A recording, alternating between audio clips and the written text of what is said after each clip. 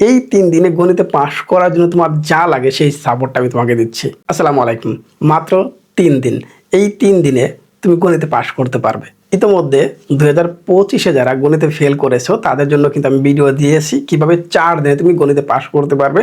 ওদের একদিন বেশি, কারণ ওদের ছিল ফুল সিলেবাস এজন্য। বাট আমরা 3 দিনে গণিতে পাস করতে পারবো। এইখানে 2 দিন আমি কেন লিখেছি? এখানেও একটা ম্যাজিক আছে, সেটা দেখব। ডে ওয়ানে আমরা 3টা সৃজনশীল প্রশ্ন করব। কোন অধ্যায় থেকে? এই 17 অধ্যায় থেকে।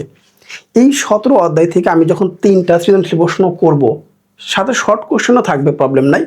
বাট এই 3টা সৃজনশীল প্রশ্ন করলে আমি 20 নম্বর কমপ্লিট করতে পারবো, অর্থাৎ 20 নাম্বারের উত্তর আমি করতে পারবো সৃজনশীল অংশে।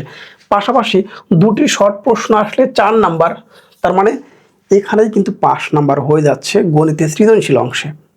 যদি 2টি না দিয়ে 1টি দেয়, একটি সংক্ষিপ্ত প্রশ্ন এখান থেকে দেয়, তাহলে তো 22 মার্ক মানে 22 হয়ে যাচ্ছে। আমার আর 2 মার্ক দরকার পাস করার জন্য।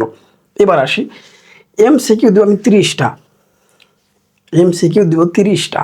তাহলে এই 30টা এমসিকিউ আমি অধ্যায় 2, 3 এবং 7 থেকে নিয়েছি প্রথম।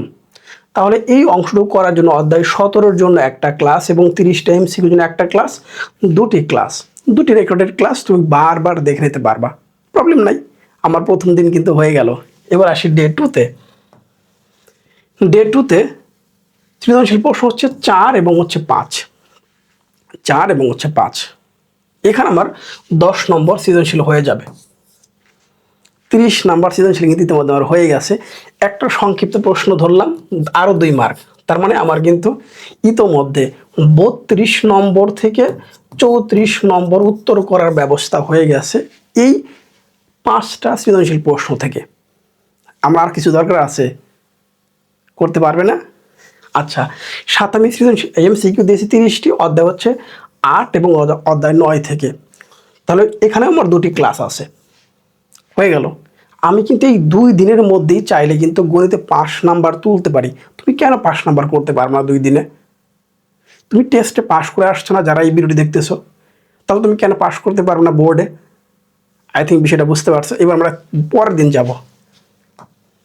ডে 3-তে সৃজনশীল প্রশ্ন একটু বেশি নাম্বার পেতে চাই।